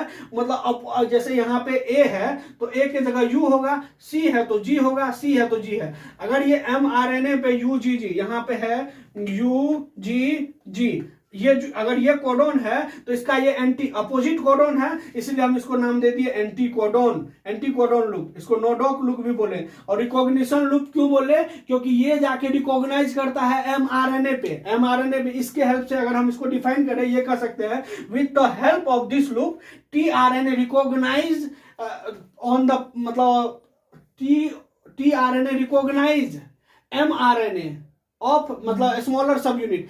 स्मॉलर सब यूनिट के जैसे अब आप देखो, एक चीज बताओ, टोटल एमिनो एसिड तो 20 है, लेकिन अगर आप कोडोन देखोगे तो कितना 64 कोडोन फॉर्मेशन होता है। 64 कोडोन में से 3 तो स्टॉप कोडोन हो गया, 64 में से 3 यू ए जी यू जी ए, ये 3 स्टॉप कोडोन है। तो स्टॉप कोडोन का तो कोई मतलब नहीं है, वो बस स्टॉप करने के काम आता है। तो टोटल 64 में से 3 स्टॉप कोडोन हो गया, तो टोटल कितने 61 कोडोन। अब 61 कोडोन है, 61 कोडोन उसमें एमआरएनए पे प्रेजेंट है। और ये 61 कोडोन में से इसको, मतलब ये एंटी कोडोन रिकॉग्नाइज करता है एमआरएनए के प्लेस को, तो इसीलिए हम इसको रिकॉग्नाइजेशन लूप बोलते हैं। ठीक है, तो क्यों टोटल कितने एमिनो एसिड तो 20 है, लेकिन टोटल कोडोन 64 में 3 स्टॉप कोडोन है, तो ये स्टॉप कोडोन को हटा करके टोटल 61 कोडोन हुआ। और टोटल 61 कोडोन एमआरएनए पे बिछा हुआ है। उस एमआरएनए पे इसको कहां अटैचमेंट, कहां रिकॉग्नाइजेशन करना है, वो ये डिसाइड करेगा। इसीलिए इसको हम रिकॉग्निशन लूप बोलते हैं। और ये रिकॉग्निशन लूप जो बोलते हैं, ये 3 नाइट्रोजन बेस का सीक्वेंस इसमें प्रेजेंट होता है। और ये बहुत ही स्पेसिफिक होता है। बहुत ही स्पेसिफिक क्यों होता है मैं बता देता हूं। इस पूरे टीआरएनए में ये ऊपर वाला पार्ट अलग मतलब सेम रहेगा, जितना भी टोटल 61 टाइप ऑफ टीआरएनए होता है, टोटल 61 टाइप ऑफ टीआरएनए में ये ऊपर वाला पार्ट सब में सेम होगा। डिफरेंस कहां होगा? ये एंटी कोडोन लूप जो है, ये लूप डिफरेंस होगा। क्यों? क्योंकि ये 3 नाइट्रोजन बेस का स्पेशल सीक्वेंस होता है इसमें प्रेजेंट। ये अलग अलग टीआरएनए में ये अलग अलग होगा, बाकी ऊपर वाला पार्ट तो सेम रहेगा। लेकिन ये 3 नाइट्रोजन बेस का, ये 3 नाइट्रोजन बेस AUGC, ये AUG से मिलके 3 का कोई भी चीज हो सकता है, और कोई भी चीज होगा और जितना होगा वो अलग अलग बनते जाएगा। तो टोटल 61 टाइप ऑफ टीआरएनए होगा। जिस 61 टाइप ऑफ टीआरएनए में अगर हम डिफरेंस की बात करें, तो डिफरेंस बस इस लूप के कारण आता है। डिफरेंस इस लूप के, और इस लूप में भी क्यों? क्योंकि 3 नाइट्रोजन बेस का स्पेशल सीक्वेंस पाया जाता है, और इसका कंप्लीमेंट्री कहां? एमआरएनए पे कोडोन होता है। तो एमआरएनए पे जो होता है इंफॉर्मेशन, उसको कोडोन बोलते हैं। और एमआरएनए के जस्ट अपोजिट है, इसीलिए इसको एंटी कोडोन बोले। और कोडोन को आप देखोगे CODON है, ये तो एमआरएनए पे है, एमआरएनए पे है। लेकिन एमआरएनए इसका कंप्लीमेंट्री कहां होगा? इसको कंप्लीमेंट्री नोडॉक ये टीआरएनए पे होगा, टीआरएनए पे होगा। इसका कंप्लीमेंट्री मतलब जो ये है, इसका जस्ट अपोजिट होगा। इसीलिए हम इसको अगर अपोजिट डायरेक्शन में पढ़ेंगे तो ये आपको ये आएगा नोडॉक। तो इसीलिए हम इसको एंटी कोडोन लूप भी बोलते हैं, नोडॉक लूप भी बोलते हैं, रिकॉग्निशन लूप भी बोलते हैं। और ये 3 नाइट्रोजन बेस पेयर से बना हुआ है। उसको मोस्ट स्पेसिफिक इसलिए बोले क्योंकि 26 टाइप्स ऑफ टीआरएनए होता है, जिसमें सब में तो ये पूरा ऊपर वाला पार्ट सेम होता है, लेकिन ये जो नीचे वाला, मतलब जो बस ये वाला पोर्शन डिफरेंस होगा, जिसके कारण से मतलब अलग अलग वो टीआरएनए हो जाएगा, समझ 61 टाइप को। तो डिफरेंस, इसीलिए हम इसको स्पेसिफिक वो बोलते हैं। तो सबसे फर्स्ट अगर इस लूप का बात करें, इस लूप का क्या है, राइबोसोम्स के लार्जर सब यूनिट से अटैच होने का काम करेगा, लार्जर सब यूनिट से अटैच होगा, और टीआरएनए लार्जर सब यूनिट के आरआरएनए से जाके ज्वाइंट होता है, तो वो ज्वाइंट होने का काम टी साइसी लूप। अब उसके बाद ये जो टीआरएनए राइबोसोम्स के स्मॉलर सब यूनिट पे जो जाएगा, स्मॉलर सब यूनिट में होता है एमआरएनए, और एमआरएनए में इंफॉर्मेशन होता है 1 पॉलीपेप्टाइड का चेन का कोडॉन के पास, तो वो कोडॉन के फॉर्म में है, और टोटल 64 कोडॉन है, जिसमें 3 स्टॉप कोडॉन, टोटल 61 कोडॉन। अब एमआरएनए पे टोटल 61 कोडॉन है, उस एमआरएनए पे कहां जाना है वो रिकॉग्नाइज करेगा इस लूप के हेल्प से। इसीलिए इसको हम एंटी कोडॉन लूप, नोडॉक लूप इसलिए बोले क्योंकि कोडॉन का जस्ट अपोजिट सीक्वेंस इसमें प्रेजेंट होता है, इसीलिए कोडॉन को जस्ट उल्टा कर दिया तो नोडॉक बन गया, और ये रिकॉग्नाइज करता है एमआरएनए पे, इसलिए इसको रिकॉग्निशन लूप बोलते हैं। टोटल 61 टाइप्स ऑफ टीआरएनए है, जिसमें कि ये ऊपर वाला दोनों लूप तो सेम होता है, बस नीचे वाला डिफरेंस होता है क्योंकि इसका नाइट्रोजन बेस डिफरेंट होगा। 3 नाइट्रोजन बेस मिलकर कोडॉन बनता है, वो डिफरेंट होगा तो पूरा टीआरएनए डिफरेंट हो जाएगा, तो इसीलिए हम इसको रिकॉग्निशन लूप बोलते हैं। फर्स्ट लूप का काम आपको राइबोसोम्स के लार्जर सब यूनिट से ज्वाइन होना, इसका सेकेंड का रिकॉग्नाइज एमआरएनए पे करेगा, एमआरएनए के प्लेस को प्रोटीन सिंथेसिस के टाइम में एमआरएनए के प्लेस को रिकॉग्नाइज करेगा, इसलिए रिकॉग्निशन लूप। कोडॉन का जस्ट उल्टा होता है, इसलिए नोडॉक, और मतलब कोडॉन का जस्ट अपोजिट होता है एंटी कोडॉन, और 3 नाइट्रोजन बेस से बना हुआ सीक्वेंस है, इसलिए 3 नाइट्रोजन बेस का स्पेशल सीक्वेंस। और ये एमआरएनए पे कोडॉन होता है, और एमआरएनए पे जो कोडॉन है उसको फर्स्ट जेनेटिक कोड बोलते हैं, और सेकंड जेनेटिक कोड भी मैं आपको आगे बताऊंगा। तो इसमें ज्यादा इधर उधर हो गया, लेकिन आप इसका फंक्शन देख चुके हो, एफएमसीबीएसएफ का क्वेश्चन आया वो भी देख लिए हो। इसका थर्ड एंड पे मतलब 3 एंड 3 और 5 एंड है, जिसमें क्या होता है ए और जी होता है, और ए और जी है तो वो क्या है, प्यूरिन है, तो ये भी याद रखोगे फ्री एंड पे क्या होता है। तो ये इन सब चीज को मैं रब कर देता हूं, जिससे कि आप मतलब कंफ्यूज मत हो। ये इस चीज को मैं रब कर देता हूं, देखो ये loop, first loop second loop खत्म, फर्स्ट लूप सेकेंड लूप खत्म। अब हम आ रहे हैं थर्ड लूप के बारे में। देखो थर्ड लूप का बहुत लंबा प्रोसेस है। थर्ड लूप को हम डीएचयू लूप के नाम से जानते हैं, डीएचयू लूप के नाम से जानते हैं, और ये 8 से 12 नाइट्रोजन बेस पेयर से मिलकर बना हुआ है। ये 8 से 12 नाइट्रोजन, इसका काम होता है जैसे अभी आपको मैंने बताया है कि अमाइनो एसिड का कैरियर है, साइटोप्लाज्म से राइबोसोम्स के पास अमाइनो एसिड को ले जाना है, तो अमाइनो एसिड को जो ये रिकॉग्नाइज करेगा इस लूप के हेल्प से। लेकिन ये इतना आसान काम नहीं है इसको रिकॉग्नाइज करना, इसको रिकॉग्नाइज करने का एक लंबा प्रोसेस है। वो कौन से प्रोसेस से होगा वो चीज आपको मैं समझ। देखो ये डीएचयू लूप जो है, ये डीएचयू लूप मतलब अमाइनो एसिड को रिकॉग्नाइज करेगा। ये अमाइनो एसिड को रिकॉग्नाइज कैसे करेगा, एक एंजाइम के हेल्प से, एक एंजाइम के हेल्प से, और उसको ये स्टिमुलेट कर देगा कि हाँ ये इस अमाइनो एसिड का एंजाइम है, जितना अमाइनो एसिड है उतने टाइप का एंजाइम होता है, याद रखो। तो डीएचयू लूप जो है रिकॉग्नाइज करेगा अमाइनो एसिड का वो एंजाइम को, उस एंजाइम को नाम बोलते हैं amino acid synthetase enzyme, amino acyl synthetase enzyme. Amino acid सिंथेटाइज enzyme कितने टाइप्स का होता है, जितने टाइप्स का अमाइनो एसिड है उतने टाइप्स का एंजाइम, क्योंकि हर अमाइनो एसिड के लिए हर एंजाइम अलग अलग होगा। अगर 20 टाइप्स के अमाइनो एसिड है तो 20 टाइप्स का अब ये एंजाइम होगा। तो सबसे पहले डीएचयू लूप क्या करेगा, इस एंजाइम को जाके स्टिमुलेट कर देगा, और ये एंजाइम को स्टिमुलेट कर दिया, इसका काम खत्म। जितना ये 20 टाइप का अमाइनो एसिड, 20 टाइप्स का ये एंजाइम, तो डीएचयू लूप इसको एंजाइम को एक्टिवेट कर दिया।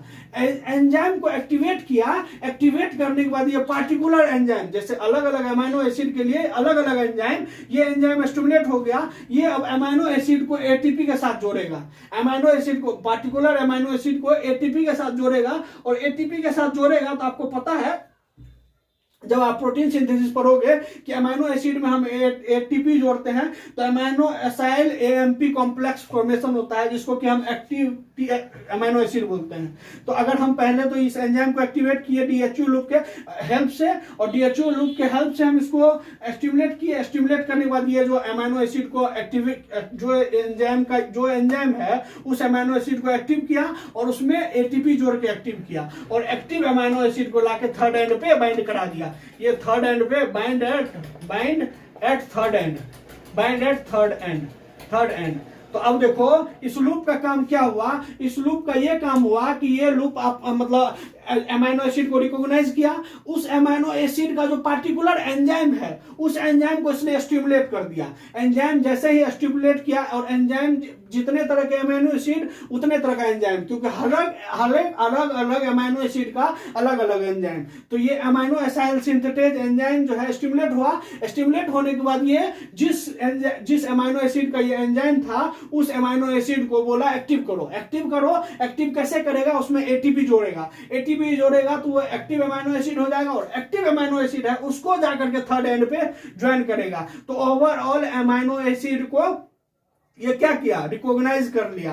तो एमाइनो एसिड को रिकॉग्नाइज, इसीलिए इसको हम डीएचयू लूप बोलते हैं। डीएचयू लूप 8 से 12 नाइट्रोजन बेस पे आ रहा, और ये एंजाइम को रिकॉग्नाइज किया कौन सा, एमाइनो एसाइल सिंथेटेज एंजाइम को, इसीलिए इसको हम दूसरा नाम बोल देते हैं amino acyl synthetase recognition loop. Amino acyl synthetase enzyme को रिकॉग्नाइज किया ये डीएचयू लूप, इसीलिए इसको दूसरा नाम दे देते हैं amino acyl synthetase recognition loop. ठीक है, इसको हम सेकेंड जेनेटिक कोड भी बोलते हैं। इस लूप को क्यों बोलते हैं, देखो, recognition of specific amino acid by DHU loop of tRNA. It is, देखो ये क्या हुआ कि जैसे एमाइनो एसिड को रिकॉग्नाइज किया, जैसे एमआरएनए है, एमआरएनए में जो कोडन था उसको फर्स्ट जेनेटिक वो भी तो रिकॉग्नाइज करता है, उसी तरह टीआरएनए में टीआरएनए को सेकंड जेनेटिक कोड बोलते हैं, क्योंकि ये स्पेसिफिक एमाइनो एसिड को डीएचयू ऑफ टीआर मतलब डीएचयू लूप ऑफ टीआरएनए के हेल्प से रिकॉग्नाइज करता है, इसीलिए इसको हम सेकंड जेनेटिक कोड बोलते हैं। इस लूप का 3 नाम, एक तो डीएचयू लूप, एक सेकेंड जेनेटिक कोड, और दूसरा aminoacyl synthetase recognition. DHU loop के हेल्प से हम एमाइनो एसिड को रिकॉग्नाइज करेंगे। और कैसे करेंगे, ये बहुत लंबा प्रोसेस है। तो रिकॉग्नाइजेशन करने के लिए एक हम स्पेसिफिक एंजाइम को एक्टिवेट करेंगे, वो एंजाइम स्टिमुलेट हो गया, एंजाइम स्टिमुलेट हो गया, वो स्टिमुलेट एंजाइम अब जाकर के एमाइनो एसिड को बोलेगा कि तुम उसको एक्टिव करो। एक्टिव कैसे करो, उसमें एटीपी जोड़ दो। एटीपी जोड़ दिया तो उसको एक्टिव बना दिया, और जैसे ही वो एक्टिव हुआ, एक्टिव उसको जोड़ करके कहां ला दो, थर्ड एंड पे लाके जोड़ दो। ये टोटल आपको टीआरएनए का स्ट्रक्चर हो गया, क्लोवर लीफ मॉडल। ये तो था T psi C loop. T psi C loop 7 nitrogen base pair से बना था। इसका काम था कि राइबोसोम्स के लार्जर सब यूनिट से ज्वाइन करना। ये जो था एंटीकोडॉन, जिसको नोडॉक बोलते हैं, रिकॉग्निशन लूप बोलते हैं, ये टीआरएनए का वो जहां मतलब वो साइड जो कि एमआरएनए को जाके रिकॉग्नाइज करता है। एमआरएनए का एक लंबा सा है जिसमें 61 कोडॉन्स होते हैं, 3 स्टॉप कोडॉन, टोटल 64 कोडॉन, जिसमें 61 इतना लंबा, उसमें जाके इसको पहचानना है, इसीलिए हम इसको रिकॉग्निशन लूप बोलते हैं। और अब ये थर्ड वाला है डीएचयू लूप 8 से 12 नाइट्रोजन बेस पेयर का। ये किसका काम है, रिकॉग्निशन ऑफ एमाइनो एसिड। लेकिन ये लंबा प्रोसेस है, कैसे कैसे प्रोसेस होता है ये आपको मैंने समझा दिया। और इसका दूसरा नाम सेकंड जेनेटिक कोड है, क्योंकि ये स्पेसिफिक एमाइनो एसिड को डीएचयू लूप के हेल्प से रिकॉग्नाइज करता है, इसलिए इसको सेकंड जेनेटिक कोड बोलते हैं। और ये एंजाइम को एक्टिवेट करता है, तो उस एंजाइम को एक्टिवेट करता है, इसलिए इसको नाम दे दिए amino acyl synthetase recognition loop. ये टोटल लूप मैंने आपको समझा दिया है। देखो ये जो आरएनए में जो लूप बना था, लूप क्यों बना था वो आपको मैं कुछ बता देता हूं थोड़ा सा। कि जैसे नॉर्मल नाइट्रोजन बेस जो था, नॉर्मल नाइट्रोजन बेस तो हाइड्रोजन से जाके बॉन्ड बना लिया, क्योंकि अगर कॉम्प्लीमेंट्री बेस पे अगर ए है, यहाँ पे यू आया तो ये कॉम्प्लीमेंट्री हुआ तो ये हाइड्रोजन बॉन्ड बना लेगा। अगर ये जी है तो ये सी बना तो ये हाइड्रोजन बॉन्ड बना लेगा। अगर कॉम्प्लीमेंट्री बेस पेयर मिल गया तो बना लेगा। लेकिन यहाँ क्या हुआ, यहाँ तो नाइट्रोजन बेस है, नाइट्रोजन बेस है, और हाँ ए यू जी कुछ भी ले लो, ए सी सी ले लो, कुछ ले लो। अगर हम बता रहे हैं, अगर यहाँ पे नाइट्रोजन बेस है, नाइट्रोजन बेस है यहाँ पे, और यहाँ पे एबनॉर्मल नाइट्रोजन बेस हो गया सामने, तभी तो इसका पेयरिंग नहीं हुआ। और एबनॉर्मल नाइट्रोजन बेस कैसे बना, उसके नॉर्मल नाइट्रोजन बेस है, नॉर्मल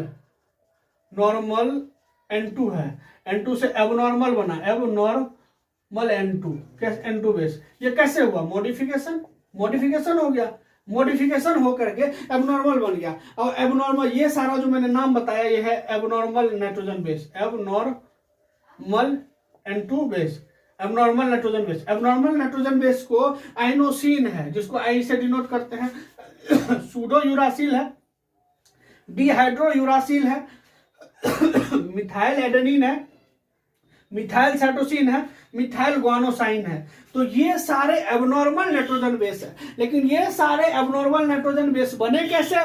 नॉर्मल नाइट्रोजन बेस का हो गया क्या? मॉडिफिकेशन, उससे बन गया एबनॉर्मल। और ये जो मॉडिफिकेशन हुआ एडेनिन के मॉडिफिकेशन से एनोसिन बना है, यूरेसिल के मॉडिफिकेशन से ये सूडो यूरेसिल हेडो यूरेसिल बना है, और एडेनिन के मॉडिफिकेशन से मिथाइल एडेनिन बना है, साइटोसिन के मॉडिफिकेशन से मतलब मिथाइल साइटोसिन बना है, ग्वानिन के मतलब मॉडिफिकेशन से मिथाइल ग्वानोसिन बना है। ठीक है, ग्वानोसिन के मॉडिफिकेशन से। तो आपको मोस्ट कॉमन मेथड अगर बोले मॉडिफिकेशन का जो नॉर्मल नाइट्रोजन बेस से एबनॉर्मल बना, एक इंपॉर्टेंट क्वेश्चन भी पूछा गया है नीट एग्जाम में कि मोस्ट कॉमन मेथड जो है एबनॉर्मल नाइट्रोजन बेस बनने का क्या है? तो उसका मोस्ट कॉमन मेथड है मिथाइलेशन। क्योंकि आप देखो मिथाइलेशन, यहां भी मिथाइलेशन, यहां भी मिथाइल, यहां भी मिथाइल, अगर मिथाइलेशन से ज्यादा मतलब वो बनता है एबनॉर्मल नाइट्रोजन बेस का मोस्ट कॉमन मेथड क्या है? मिथाइलेशन। और भी चीज है, म्यूटेशन है, और भी चीज है, लेकिन अगर मोस्ट कॉमन मेथड की बात करें तो मिथाइलेशन। ये इंपॉर्टेंट, ये कोई मतलब नीट के एग्जाम का पूछा हुआ क्वेश्चन है, याद रखना आप ये चीज कि मोस्ट कॉमन मेथड किस चीज का? एबनॉर्मल नाइट्रोजन बेस बनाने का, एबनॉर्मल N2 बेस बनने का। N2 बेस बनने का मोस्ट कॉमन मेथड है मिथाइलेशन। ठीक है, उसके बाद एक चीज और मैं बता दूं। अच्छा, ये जो लूप बना, ये लूप में बस आपको क्या लग रहा है? ये लूप में बस एबनॉर्मल नाइट्रोजन बेस है? अरे नहीं, एबनॉर्मल नाइट्रोजन बेस नहीं। लूप जो है, लूप में नॉर्मल भी है, एबनॉर्मल भी। अगर नॉर्मल नहीं होता, अभी जो मैंने आपको बताया एंटीकोडॉन, एंटीकोडॉन, एंटीकोडॉन, और जो नोडोक बताया, क्या बताया कि एमआरएनए पे कोडॉन होता है, एमआरएनए का सीक्वेंस। तो एमआरएनए पे यूजीसी है, तो यू का हो गया ए, सी का हो गया जी, फिर सी का हो गया जी। तो इस पे जो आया ये तो नॉर्मल नाइट्रोजन बेस ही हुआ ना, ये नॉर्मल नाइट्रोजन बेस। तो आपको एक चीज और ध्यान में रखना है, नॉर्मल N2 बेस। आपको एक चीज और ध्यान, लूप में एबनॉर्मल नाइट्रोजन बेस भी होते हैं और नॉर्मल नाइट्रोजन बेस भी होते हैं। ये इंपॉर्टेंट लाइन है, ध्यान रखना। ठीक है, अब इसके बाद मैंने तीनों लूप के बारे में थोड़ा थोड़ा लिख दिया कि टी-साइसी लूप क्या करता है? राइबोसोम्स के लार्जर सब यूनिट को रिकॉग्नाइज करता है। एंटीकोडॉन, ये वाला जो लूप है, ये एमआरएनए के प्लेस को मतलब कोडॉन को रिकॉग्नाइज करता है। और ये डीएचयू लूप क्या करता है? अमीनो एसिड को रिकॉग्नाइज करता है। ये टोटल आपका था टीआरएनए। अब टीआरएनए के बाद एक छोटा सा पोर्शन बचा है एमआरएनए। एमआरएनए डिस्कस कर लेते हैं। अब एक छोटा सा पार्ट बचा है messenger RNA, mRNA. MRNA, messenger RNA, mRNA को डिस्कवर करने वाले 3 साइंटिस्ट, हक्सले, वॉल्के और स्ट्रैचरी।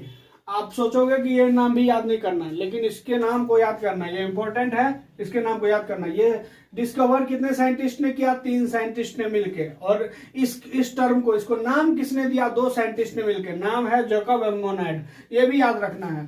तो मतलब एमआरएनए को डिस्कवर किया 3 साइंटिस्ट, हक्जे, वॉल्के और स्ट्रैचरी, और उसको टर्म मतलब नेम टर्म जो दिया उसको 2 साइंटिस्ट ने मिलकर। जैकब एमोनाइड डिस्कवर किया 3 साइंटिस्ट, और उसका नामकरण कौन किया? 2 साइंटिस्ट, याद रखना। और ये जो है टोटल मतलब आरएनए का 1 से 5% ये आरएनए होता है। और ये आरएनए लिस्ट स्टेबल आरएनए है। और क्यों ये लिस्ट स्टेबल है? क्योंकि ये बनते जाता है और बनने के बाद मतलब डिस्ट्रॉय होते जाता है। बनता है, अपना काम करता है, डिस्ट्रॉय होते जाता है, तो इसीलिए ये लिस्ट स्टेबल है। और ये लिस्ट स्टेबल है, ये मतलब इसको जो जेनेटिक डीएनए है, डीएनए से आरएनए बना। देखो अब मैं आपको बता रहा हूं डीएनए से क्या बना? एमआरएनए, एमआरएनए से प्रोटीन, डीएनए से एमआरएनए के पास कोडॉन के फॉर्म में इंफॉर्मेशन गया, और कोडॉन के फॉर्म में इंफॉर्मेशन से प्रोटीन बनाया। प्रोटीन बनाया तो ओवरऑल डीएनए से प्रोटीन बना, लेकिन यहां से जो इंफॉर्मेशन यहां आया, यहां से इंफॉर्मेशन लेके कौन आया? एमआरएनए। एमआरएनए इसीलिए इसको क्या नाम बोल दिए? Messenger RNA. ये देखो नाम मैसेंजर आरएनए। क्यों? क्योंकि डीएनए से प्रोटीन बनाने का मैसेज कौन लेके गया? एमआरएनए। अब देखो एमआरएनए पे जो कोडॉन है, पहले देखो डीएनए से एमआरएनए के पास इंफॉर्मेशन आया कोडॉन के फॉर्म में। अब कोडॉन जो है ये पॉलीपेप्टाइड चेन मतलब प्रोटीन बनाएगा प्रोटीन बनाएगा। तो ये प्रोटीन बनाने का इंफॉर्मेशन है किस पे?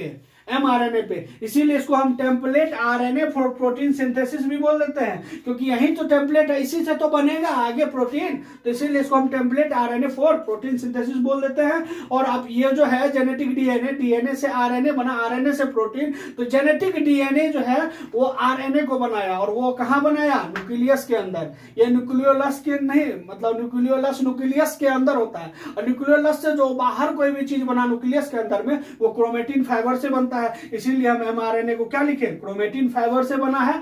डीएनए जेनेटिक डीएनए से बना है, कहां बना? न्यूक्लियस में बना है। इसको 3 साइंटिस्ट ने मिलकर डिस्कवर किया, हक्सले, वॉकले और स्ट्रैचरी। आप नाम अच्छे से देख लेना एक बार। उसके बाद जो टर्म है इसको 2 साइंटिस्ट ने मिलकर दिया, एक है जेकब एंड मोनार्ड, ठीक है। ये लिस्ट स्टेबल है आरएनए, क्यों? क्योंकि ये बनते जाता है, यूज होकर के डिस्ट्रॉय होते जाता है। ये टोटल आरएनए का 1 to 5% आरएनए होता है, ठीक है। ये एमआरएनए था, तो टोटल हम आरएनए को कवर कर चुके हैं। डीएनए आरएनए में क्या डिफरेंस है, अब हमको प्रोसेस ट्रांसक्रिप्शन पढ़ना है, ठीक है। बाकी ये सब कंप्लीट हो चुका है।